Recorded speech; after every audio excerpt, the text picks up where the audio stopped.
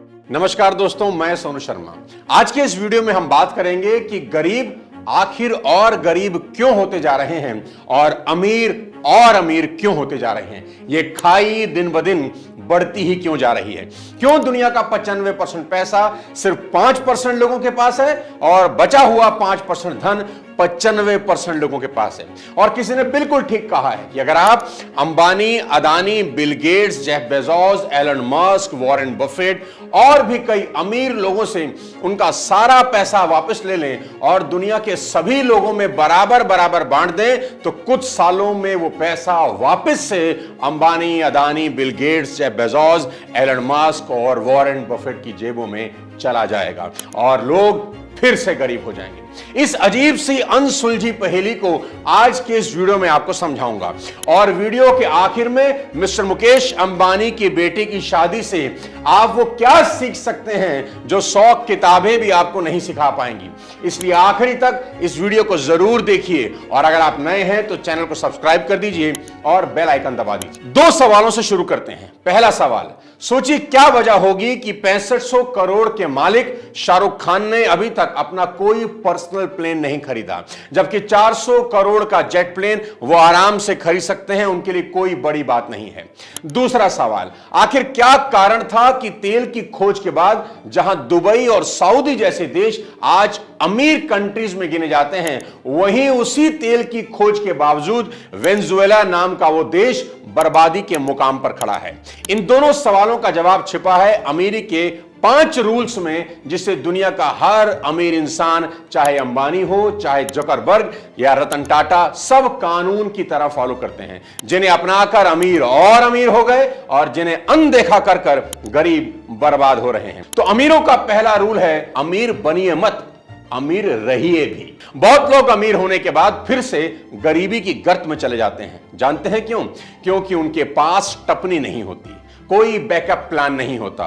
साथियों, कार में 4 नए टायर होने के बावजूद भी कंपनी एक एक्स्ट्रा टायर देती है कि अगर कार बीच रास्ते में पंक्चर हो जाए तो आपके पास एक बैकअप प्लान जरूर होना चाहिए, कोई सेफ्टी सपोर्ट होनी ही चाहिए ताकि अचानक आई मुसीबत का आप सामना कर सकें, नहीं तो बीच रास्ते मुश्किल में पड़ सकते हैं। इसको दूसरे तरीके से भी समझाता हूं। जिस टाइटैनिक को कभी ना डूबने वाला जहाज बोला जाता था, क्या हुआ उसके साथ? जब वो एक आइसबर्ग से टकराया तो उसमें पानी भरने लगा, तो लोगों को उसमें से बाहर निकलने के लिए सेफ्टी बोट्स की जरूरत थी। और हैरान करने वाली बात यह थी कि टाइटैनिक में उतनी सेफ्टी बोट्स ही नहीं थी, क्योंकि जिस कंपनी ने टाइटैनिक को बनाया उनको ओवर कॉन्फिडेंस था, उनको लगता था कि यह जहाज कभी डूबेगा ही नहीं, और इसी लापरवाही से 1500 लोग मारे गए। यहां भी कोई बैकअप प्लान उनके पास नहीं था। Ladies and gentleman, this world is full of uncertainty and unpredictability. कुछ भी कभी भी हो सकता है। पोम्पोई, इटली का अपने समय का सबसे समृद्ध और खुशहाल शहर, वहां रहने वाले लोगों को अंदाजा भी नहीं था कि उनके शहर से मात्र 24 किलोमीटर पर एक ज्वालामुखी धधक रही थी। एक दिन जब वो फट गई तो उसकी वजह से पूरा शहर और वहां के लोग एक झटके में राख हो गए। वहां के सभी लोग इग्नोरेंस मोड में जी रहे थे कि 24 किलोमीटर बहुत दूर है, कुछ नहीं होगा, और एक दिन सब साफ हो गया। ऐसे में 2001 में 11 सितंबर को वर्ल्ड ट्रेड सेंटर की बिल्डिंग में बैठे और काम कर रहे लोगों ने कभी सपने में नहीं सोचा था कि ये इस बिल्डिंग में काम करने का उनका आखिरी दिन होगा। मैं आपको ये सब बातें क्यों बता रहा हूं? इसलिए क्योंकि मैं समझाना चाहता हूं कि अमीर सिर्फ बनिए मत, अमीर रहिए भी। दरअसल मैं आपको समझाना चाहता हूं कि जिंदगी में कभी भी कुछ भी हो सकता है, इसलिए आपके बुरे वक्त के लिए एक बैकअप प्लान जरूर होना चाहिए। बहुत लोग इग्नोरेंस की जिंदगी जीते हैं कि कुछ नहीं होगा, कुछ नहीं होगा। देखिए, होने को कोई नहीं टाल सकता, लेकिन बैकअप प्लान जरूर बना सकते हैं। इसलिए मैं बार बार कहता हूं, इंश्योरेंस सभी को लेनी चाहिए, और वो भी ऑथेंटिक और सबसे बढ़िया टर्म इंश्योरेंस, ताकि आपके जाने के बाद आपके अपनों का कल भविष्य सुरक्षित रहे, आपके बच्चों की पढ़ाई बिल्कुल डिस्टर्ब ना हो, आपके अपनों पर पैसे से जुड़ा कोई बोझ ना रहे। कोई भी पैसा व्यक्ति को नहीं लौटा सकता, लेकिन परिवार को जीवन जीने का हौसला जरूर दे सकता है। इसके लिए मैं हमेशा रिकमेंड करता हूं टर्म इंश्योरेंस। इसका लिंक मैंने अपने डिस्क्रिप्शन में दे दिया है। यहां आपको मिलेगा 2 करोड़ का टर्म, सिर्फ 600 से 700 रुपए के महीने के प्रीमियम पर। यहां आपको मिलेंगे 50 से भी ज्यादा कंपनियों के प्लान, जिन्हें कंपेयर करके आज ही आप अपने लिए बेस्ट टर्म इंश्योरेंस प्लान कर सकते हैं। वेबसाइट का लिंक डिस्क्रिप्शन में दे रहा हूं, तो आज ही ये वेबसाइट विजिट करें और अपने आने वाले कल को फाइनेंशियली सिक्योर करें। अगला बेहद इंपॉर्टेंट रूल है, जो खरीद सकते हो वो मत खरीदो, जो अफोर्ड कर सकते हो वो खरीदो। अमीर आदमी अपनी इनकम के हिसाब से खर्च करता है और गरीब आदमी अपने शौक के हिसाब से। बेशुमार दौलत होने के बावजूद शाहरुख खान आज तक प्राइवेट जेट का सपना पूरा नहीं कर पाए, जबकि शाहरुख खान चाहे तो अपनी 6500 करोड़ की दौलत में से 400 करोड़ का प्राइवेट जेट आसानी से खरीद सकते हैं। बात पैसे की है ही नहीं, बात है समझदारी से खर्च करने की। शाहरुख कहते हैं कि उनके पास कई बार इतने पैसे आए कि वो प्लेन खरीद लें, पर पैसा आने पर उनके सामने दो रास्ते होते थे, या तो प्लेन खरीद लें या फिर अगली फिल्म या किसी बिजनेस में इन्वेस्ट कर दें। और शाहरुख ने हर बार पैसे अपनी अगली फिल्म में लगा दिए। दूसरी तरफ जब किसी मिडिल क्लास लड़के की 30,000 की नौकरी लगती है ना, तो वो 20,000 की डाउन पेमेंट देकर 6,000 की EMI पर लेटेस्ट आईफोन खरीद लेता है। किसी गरीब की और अमीर की सोच में सबसे बड़ा फर्क यही है। शाहरुख को पता है कि उसके पास प्लेन खरीदने के पैसे तो हैं, पर शायद अफोर्ड करने के नहीं, इसलिए वो 10 करोड़ की रोल्स रॉयस तो खरीदते हैं, पर 400 करोड़ का प्लेन नहीं। गरीब ये नहीं देखता कि वो क्या अफोर्ड कर सकता है, वो बस ये देखता है कि वो क्या खरीद सकता है। शाहरुख अपनी दौलत के 6.5% की कीमत के प्लेन को अपनी औकात से बाहर मानते हैं, इसीलिए अमीर हैं। और जो लोग 12 लाख की साल की कमाई से 25 लाख की गाड़ी खरीदने जा रहे हैं, वे गरीबी को खुद इनवाइट कर रहे हैं। इसलिए कुछ भी खरीदते वक्त ये मत सोचिए क्या मैं इसे खरीद सकता हूं, ये पूछिए क्या मैं इसे अफोर्ड कर सकता हूं। याद रखिए, हाथी खरीदना बड़ी बात नहीं है, हाथी पालना बड़ी बात है। और मेरा यह पक्का विश्वास है कि जो चीज आप खरीद सकते हैं, ये बिल्कुल जरूरी नहीं कि उसे खरीद ही लेना चाहिए। अमीर होने का अगला रूल है सेविंग। बड़े बुजुर्ग हमेशा कहा करते थे कि money save is money earn.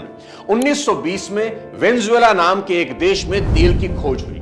साल 1960 आते आते यह देश बेहद अमीर हो गया, इतना अमीर कि वहां पर जरूरत के सामान प्रोडक्शन कॉस्ट से भी सस्ते मिलते थे, क्योंकि सरकार हर सामान पर सब्सिडी देती थी। फिर 1980 के बाद कई कारणों से तेल से कमाई कम हुई, तो सरकार ने लोन ले लिया। जब सरकार लोन की किस्तें नहीं भर पाई, तो कर्ज बढ़ता गया और हालत ये हो गए कि वेनेजुएला की करेंसी गिरते गिरते इतनी गिर गई कि आपकी जेब में रखा एक भारतीय रुपया आज वेनेजुएला के 4.5 लाख बोलीवर के बराबर है। 40 साल पहले जो देश अमीर था, आज दूसरे देशों की भीख का मोहताज हो गया। दूसरी तरफ साल 1969 में एक और देश में तेल की खोज हुई, नॉर्वे। पर नॉर्वे आज दुनिया के सबसे खुशहाल और अमीर देशों में गिना जाता है, जिसकी GDP आज UAE और अमेरिका से भी बेटर है। और यह सब कुछ उसी तेल की कमाई से है जिस तेल के होने पर आज वेनेजुएला तबाह है। तो सवाल यहां यह उठता है कि ऐसा क्या किया नॉर्वे ने जो वेनेजुएला ने नहीं किया। इसका सीधा सा जवाब है दोस्त, बचत। तेल मिलने के कुछ ही सालों के बाद नॉर्वे की सरकार को समझ आ गया कि तेल के पैसे आज नहीं तो कल खत्म हो ही जाएंगे, तो उन्होंने अपनी तेल की कमाई का एक बड़ा हिस्सा बचाना शुरू किया और अपने बचत को फंड में जमा करने लगे। फंड का नाम रखा गया नॉर्वे सोवेरियन फंड, और फिर उसी फंड से इन्वेस्टमेंट की गई। और इसी फंड ने नॉर्वे को इतना मजबूत कर दिया कि जब 2008 में दुनिया मंदी से जूझ रही थी, नॉर्वे को कोई फर्क नहीं पड़ा। यहां ध्यान देने वाली बात यह भी है कि सिर्फ सेविंग करके आप अमीर नहीं बनते, बल्कि उसको सही जगह इन्वेस्ट करना भी जरूरी है। कहते हैं ना, पैसा ही पैसे को खींचता है, पर जिस तरह चुंबक को डब्बे में बंद करके उसकी शक्ति खत्म हो जाती है, उसी तरह पैसे को लॉकर में रखने से पैसे की खींचने की ताकत खत्म हो जाती है। नॉर्वे ने क्या किया? नॉर्वे ने अपने फंड के $300 मिलियन 72 देशों की लगभग 9,000 कंपनियां जैसे एप्पल, नेस्ले, माइक्रोसॉफ्ट, सैमसंग में इन्वेस्ट कर दिए। फिर धीरे धीरे बढ़ते आज इस फंड की वैल्यू $1.3 ट्रिलियन है, जबकि पाकिस्तान की GDP सिर्फ 307 बिलियन है।